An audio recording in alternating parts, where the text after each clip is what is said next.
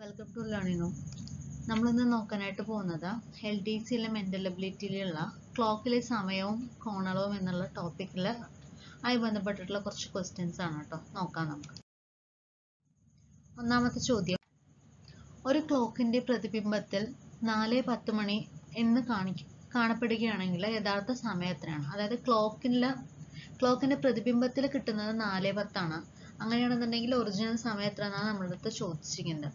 അപ്പോൾ ഇങ്ങനെയുള്ള കേസിൽ നമ്മൾ എന്താ ചെയ്യാന്ന് വെച്ച് കഴിഞ്ഞാൽ 4:10 ആണെന്നുണ്ടെങ്കിൽ നമ്മൾ 11:60 എന്ന ആ പ്രതിബിംബ സമയം ഉണ്ടല്ലോ, അതങ്ങ് കുറച്ച് കഴിഞ്ഞാൽ നമുക്ക് അതിനുള്ള ഉത്തരം കിട്ടും. അപ്പോൾ 11:60 എന്ന 4:10 കുറച്ച് കഴിഞ്ഞാൽ നമുക്ക് 7:50 എന്ന് കിട്ടും. അപ്പോൾ യഥാർത്ഥ സമയം എന്താണ്? ഓപ്ഷൻ എ 7:50 എന്നാണ്. ഇവിടെ പ്രത്യേകം ശ്രദ്ധിക്കേണ്ട കാര്യം എന്താണെന്ന് വെച്ച് കഴിഞ്ഞാൽ ക്ലോക്കിൻ്റെ സമയം തന്നിട്ട് പ്രതിബിംബത്തിൻ്റെ സമയം ചോദിക്കാം. അപ്പോൾ തന്നിരിക്കുന്നത് എന്താണെന്നുള്ളത് വ്യക്തമായിട്ടുള്ള ധാരണ ഉണ്ടെങ്കിൽ മാത്രമേ അത് പ്രൊസീഡ് ചെയ്യാൻ പറ്റുള്ളൂ. അപ്പോൾ ഇവിടെ പ്രതിബിംബത്തിൻ്റെ ആണ് നമുക്ക് തന്നിരിക്കുന്നത് 4:10. അപ്പോൾ അങ്ങനെയാണെന്നുണ്ടെങ്കിൽ ക്ലോക്കിൻ്റെ സമയമാണ് നമ്മളിവിടെ കണ്ടുപിടിക്കേണ്ടത്. ഒരു ക്ലോക്കിൻ്റെ സൂചികൾ ഒരു ദിവസം എത്ര തവണ പരസ്പരം ലംബമായിട്ട് വരുമെന്നാണ് ചോദ്യം. അപ്പോൾ ക്ലോക്കിൻ്റെ സൂചികൾ പരസ്പരം ലംബമായിട്ട് വരിക എന്ന് പറഞ്ഞു കഴിഞ്ഞാൽ ലംബം പറഞ്ഞാൽ 90 ഡിഗ്രി ആണല്ലേ. അപ്പോൾ ഒന്നുകിൽ അത് ഇങ്ങനെ ആവാം, ഇല്ലാന്നുണ്ടെങ്കിൽ ഇപ്പോൾ ഇങ്ങനെയാണ് നിൽക്കുന്നത് അല്ലേ. അതൊന്നുമില്ലെങ്കിൽ അത് ഇങ്ങനെ ആവാം, അല്ലെങ്കിൽ അത് ഇങ്ങനെ ആവാം സൂചി, അല്ലെങ്കിൽ അത് ഇങ്ങനെ ആവാം. അപ്പോൾ ഇതാണ് 90 ഡിഗ്രി എന്ന് പറയുമ്പോൾ, അതായത് പരസ്പരം ലംബമായിട്ട് വരുന്നത്. അപ്പോൾ ക്ലോക്കിൻ്റെ സൂചി ഒരു ദിവസം എത്ര തവണ അങ്ങനെ പരസ്പരം ലംബമായിട്ട് ഇരിക്കും എന്നുള്ളത് കാണാതെ പഠിക്കേണ്ട ഒരു നമ്പറാണ്. അപ്പോൾ 22, 33, 44, 24. അപ്പോൾ അത് ഒരു ദിവസം എത്ര തവണ വരും? അത് 44 തവണയാണ് ഇങ്ങനെ ലംബമായിട്ട് വരിക. അത് അങ്ങനെ തന്നെ കാണാതെ പഠിക്കുക. അടുത്ത ക്വസ്റ്റ്യൻ, ഒരു ക്ലോക്കിൽ 3 മണിക്കും 4 മണിക്കും ഇടയിൽ എപ്പോഴാണ് മിനിറ്റ് സൂചിയും മണിക്കൂർ സൂചിയും ഒരുമിച്ചെത്തുന്നത് കേട്ടോ? ഒരു ക്ലോക്കിൽ 3 മണി 1, 2, 3, 4 ഇങ്ങനെയാണല്ലോ നമ്മുടെ ക്ലോക്ക് വരുമ്പോൾ വരിക. അപ്പോൾ ഇതിൽ 3 മണിക്കും 4 മണിക്കും ഇടയിൽ 3 മണി 4 മണിക്കും ഇടയിൽ മിനിറ്റ് സൂചി മണിക്കൂർ സൂചിയും കൂടെ ഒപ്പുവെത്തും. മിനിറ്റ് സൂചി മണിക്കൂർ സൂചി ഇതിനിടയ്ക്ക് ഒരു സമയത്ത് ഇങ്ങനെ ഒപ്പുവെത്തും. ആ ഒപ്പുവെത്തുന്ന സമയം എത്രയാണെന്നാണ് ചോദിച്ചിരിക്കുന്നത്. മിനിറ്റിലാണ് നമ്മൾ കണ്ടുപിടിക്കുന്നത്. അപ്പോൾ ഏകദേശം ഒരു 3:15 ക്ലോക്കിൻ്റെ സൂചികൾ ഒരുമിച്ച് എത്തും അല്ലേ. 3:15 എന്ന് പറയുമ്പോൾ ആ ടൈമിലാണല്ലോ ഇങ്ങനെ വരിക അല്ലേ, രണ്ടും ഒപ്പുവെത്തുക. അപ്പോൾ 3 മണിക്കും 4 മണിക്കും ഇടയിൽ നമുക്കത് ഒപ്പുവെത്തുന്ന ഒരു കണ്ടീഷൻ എന്ന് പറഞ്ഞാൽ അതാണ്. പിന്നെ 4:20 പിന്നെ അടുത്തത് വരിക അല്ലേ. പിന്നെ അടുത്ത കണ്ടീഷൻ പറയുന്നത് ഇവിടെയാണ്. അത് 4 മണി കഴിഞ്ഞു, അപ്പോൾ പിന്നെ അത് എടുക്കാൻ പറ്റില്ല. അപ്പോൾ 3-നും 4-നും ഇടയിൽ 3:15 അല്ലെങ്കിൽ 3:15 അങ്ങനെ വരിക. അപ്പോൾ അങ്ങനെയാണെന്നുണ്ടെങ്കിൽ അതിനുള്ളൊരു ഇക്വേഷനാണത്. 15 × 60/55 ചെയ്ത് കഴിഞ്ഞാൽ 16.36 മിനിറ്റ് നമുക്ക് കിട്ടും. ഇതൊരു ഇക്വേഷനാണ്. അത് ഇങ്ങനെ തന്നെ പഠിച്ചു വയ്ക്കും. അപ്പോൾ 16:36 ഓപ്ഷൻ എ ആണ് കറക്റ്റ് ആയിട്ടുള്ള ആൻസർ. 7:20 ക്ലോക്കിൻ്റെ കൈകൾ തമ്മിലുള്ള ആംഗിൾ എത്രയാണ്? 7:20 പറയുമ്പോൾ അത് നമ്മുടെ സമയം അല്ലേ. അപ്പോൾ ഇവിടെ 1, ഇവിടെ 6 വരും, ഇവിടെ 9 വരും, ഇവിടെ അപ്പോൾ 8, ഇവിടെ 7, ഇവിടെ 5, 4, 3. നമ്മുടെ ചോദ്യം എന്താണ്? 7:20. അപ്പോൾ 7:20 എന്ന് പറയുന്ന സമയത്ത് ഇവിടെ 4ൻ്റെ അവിടെ അല്ലേ, 7:20 അപ്പോൾ ഈ സമയത്ത് ക്ലോക്കിൻ്റെ കൈകൾ തമ്മിലുള്ള ആംഗിൾ, അതായത് ഈ ഒരു ആംഗിൾ ഉണ്ടല്ലോ, ഈ രണ്ടിനും ഇടയ്ക്കുള്ള ഈ ഒരു ആംഗിൾ ഉണ്ടല്ലോ, ആ ആംഗിൾ എത്രയെന്നാണ് നമ്മുടെ അടുത്ത് ചോദിച്ചിരിക്കുന്നത്. 7 മണിക്ക് മണിക്കൂർ സൂചി വെർട്ടിക്കലിൽ നിന്നും 210 ഡിഗ്രിയാണ് അല്ലേ. നമ്മൾക്ക് 7 മണി എന്ന് പറയുന്ന സമയത്ത് ഈ ഒരു പോയിന്റിൽ നിന്ന് എടുക്കുന്ന സമയത്ത്, ഇവിടെ നിന്ന് എടുക്കുന്ന സമയത്ത് ഈ 7 മണി എന്ന് പറയുന്ന സമയത്ത് ഇതാണ് നമ്മുടെ ചിത്രം എന്ന് വെച്ചോളൂ. ഇങ്ങനെയാണ് നമ്മൾ ചിത്രം വരയ്ക്കുന്നത്. ഇത് 12, ഇത് 6. അപ്പോൾ ഇതിൻ്റെ തൊട്ടടുത്താണ് 7 വരിക. അപ്പോൾ നമ്മളൊരു 7 മണി എന്ന് പറയുമ്പോൾ ഇങ്ങനെയല്ലേ ഉണ്ടാവുക, ഇങ്ങനെയാണല്ലോ 7 മണി. അപ്പോൾ ഈ 7 മണി എന്ന് പറയുന്ന സമയത്ത് ഇവിടെ നിന്ന് നമ്മൾ ആംഗിൾ കൺസിഡർ ചെയ്യുകയാണെന്നുണ്ടെങ്കിൽ ഇവിടെ നിന്ന് ഇങ്ങനെ എടുക്കുന്ന സമയത്ത് ഈ 6 വരെ എത്രയായിരിക്കും? 180. അപ്പോൾ അതും കൂടെ കഴിഞ്ഞാൽ ഈ 7ലേക്ക് എത്തുന്ന സമയത്ത് അത് മൊത്തം 210 ഡിഗ്രിയാണ് വരിക. അപ്പോൾ 20 മിനിറ്റിനുള്ളിൽ മണിക്കൂർ സൂചി എത്ര വരും? 210 + 20 × 0.5 വരും. അതായത് 210 + 10, അപ്പോൾ 220. അപ്പോൾ മണിക്കൂർ സൂചി 0.5 ഡിഗ്രിയിലാണ് അത് നീങ്ങുന്നത്. അപ്പോൾ മിനിറ്റ് സൂചിയാണെന്നുണ്ടെങ്കിൽ 20 × 6 ആറായിട്ടാണ്, അതായത് 120. അപ്പോൾ മിനിറ്റ് സൂചി എന്ന് പറയുമ്പോൾ 120 ഡിഗ്രി. അപ്പോൾ സൂചികൾ തമ്മിലുള്ള ആംഗിൾ നമ്മൾ എടുക്കുകയാണെന്നുണ്ടെങ്കിൽ 220 മൈനസ് 120 ഡിഗ്രി തമ്മിലുള്ള അത് കുറച്ചാൽ മതി. അപ്പം 100 ഡിഗ്രിയാണ് നമുക്കിവിടെ ഉത്തരമായിട്ട് വരുന്നത്. അടുത്ത ചോദ്യം, സമയം 2:30 ആകുമ്പോൾ മണിക്കൂർ സൂചിയും മിനിറ്റ് സൂചിയും തമ്മിലുള്ള കോണളവ് എത്രയാണ്? 2:30 ആവുന്ന സമയത്ത് മണിക്കൂർ സൂചിയും മിനിറ്റ് സൂചിയും തമ്മിലുള്ള കോണളവ് എത്രയാണ്? അപ്പം നമ്മൾക്ക് അറിയാം കോണളവ് കണ്ടുപിടിക്കുന്നത് എങ്ങനെയാണെന്നുള്ളത്.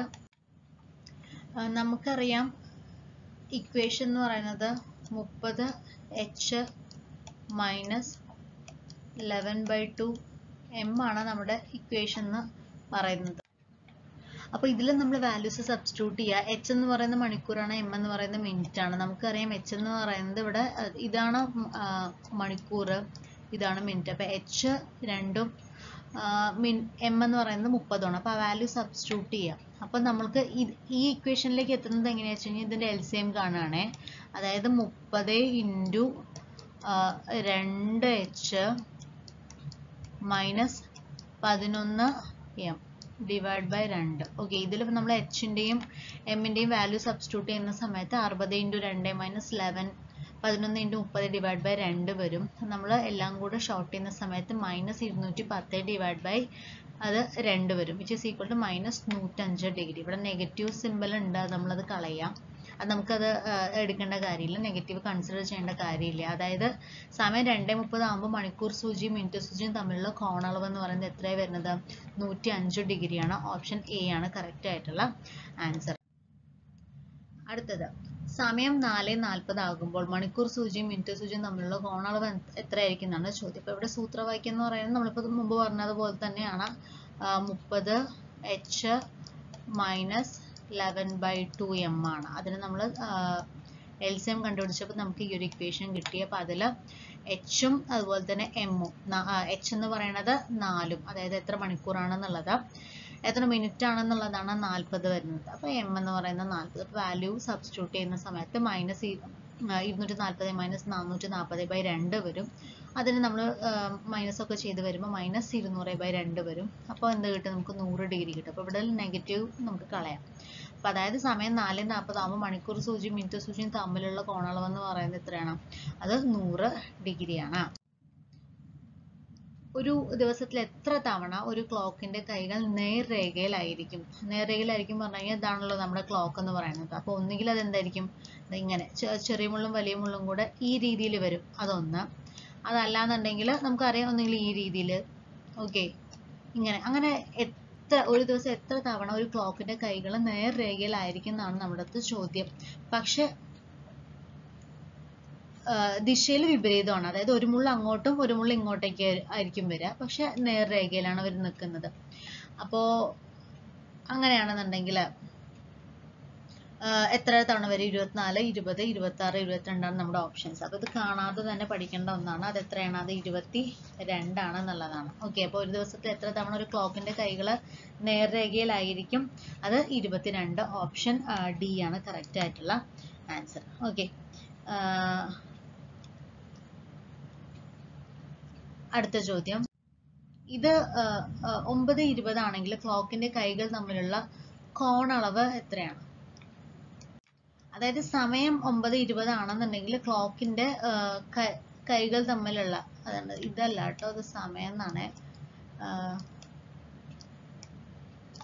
ക്ലോക്കിന്റെ കൈകൾ തമ്മിലുള്ള കോണളവ് എത്രയാണ്? 150 degree, 180 degree, 190 degree, 160 degree.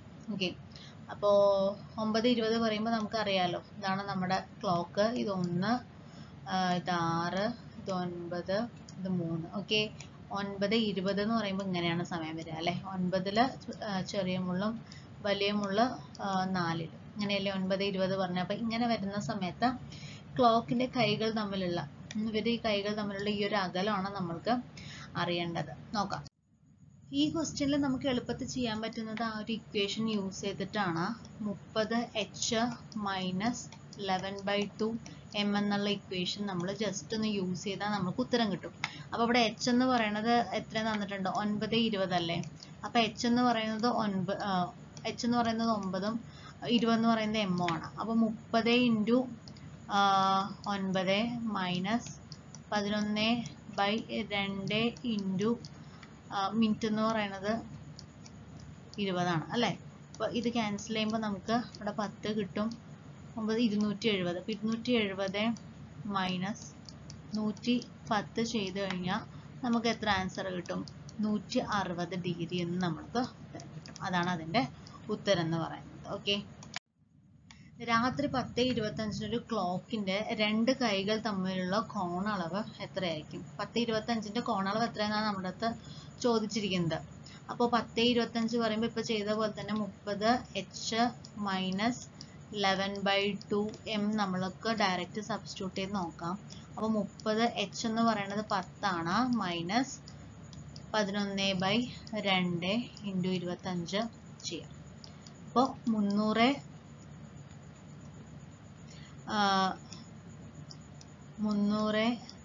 Minus 11/2 into 25 ആണ് വരിക. ഇതിൽ 11/2 ഇൻറ്റു 25 നമ്മൾക്ക് എല്ലാം കൂടെ കട്ട് ഷോട്ട് ചെയ്യുന്ന സമയത്ത് 137.5 ആണ് വരിക. അപ്പോൾ രണ്ടും കൂടെ മൈനസ് ചെയ്ത് കഴിഞ്ഞാൽ നമുക്ക് ഫൈനൽ ആൻസർ കിട്ടുന്നത് 162.5 ആണ്. അപ്പോൾ ഓപ്ഷൻ ബി ആണ് ഇവിടെ കറക്റ്റ് ആയിട്ടുള്ള ആൻസർ. ഓക്കെ, അപ്പോൾ ഇത്രയും ചോദ്യങ്ങളാണ് നമ്മൾ ഇന്നതിൽ നോക്കാനായിട്ട് ഉദ്ദേശിച്ചിട്ടുള്ളത്. പ്രധാനപ്പെട്ട ഒരു ഇക്വേഷൻ എന്ന് പറയുന്നത് നമ്മളിപ്പോൾ ലാസ്റ്റ് പറഞ്ഞ ആ ആംഗിൾ കാണാനുള്ള ഇക്വേഷൻ 30h മൈനസ് 11/2 m എന്ന് പറയുന്നത് വ്യക്തമായിട്ട് ഓർത്ത് വയ്ക്കുക. മറ്റൊന്നെന്ന് പറയുന്നത് ക്ലോക്കിലെ മിനിറ്റ് സൂചി 1 മിനിറ്റ് നീങ്ങുമ്പോൾ അത് 6 ഡിഗ്രിയാണ് അവിടെ വ്യത്യാസം വരിക എന്നുള്ളത് അറിയുക. അതുപോലെ മണിക്കൂർ സൂചിയാണ് ഇങ്ങനെ 1 മിനിറ്റ് നീങ്ങുമ്പോഴാണ്. മണിക്കൂർ സൂചി എന്ന് പറയുമ്പോൾ 1 മണിക്കൂർ അത് നീങ്ങുന്ന സമയത്ത് അവിടെ ഉണ്ടാകുന്ന വ്യത്യാസം അത് വെറും 1/2 ഡിഗ്രി മാത്രം. അതായത് മണിക്കൂർ സൂചിക്ക് 1 മിനിറ്റിൽ ഉണ്ടാവുന്ന വ്യത്യാസം എന്ന് പറഞ്ഞാൽ എത്രയാണ്? 1/2 ഡിഗ്രിയാണ്. ആ 1/2 ഡിഗ്രിയും 6 ഡിഗ്രിയും ഒന്ന് നോട്ട് ചെയ്ത് വയ്ക്കുക. 6 ഡിഗ്രി എന്ന് പറയുന്നത് മിനിറ്റ് സൂചിയാണ്. 1/2 ഡിഗ്രി എന്ന് പറയുന്നത് മണിക്കൂർ സൂചിയാണ്. അത് രണ്ടെണ്ണം. അതുപോലെ 1 മണിക്കൂർ എന്ന് പറയുന്നത് എത്ര സെക്കൻഡ് ആണ്? 3600 സെക്കൻഡ് ആണ് 1 മണിക്കൂർ എന്ന് പറയുന്നത്. അത് നോട്ട് ചെയ്യാം. അതുപോലെ ഓടാതെ ഇരിക്കുന്ന ക്ലോക്ക് ദിവസത്തിൽ 2 പ്രാവശ്യം കൃത്യസമയം കാണിക്കും എന്നുള്ളത് കാണാതെ പഠിക്കുക. ഓക്കെ, അതേപോലെ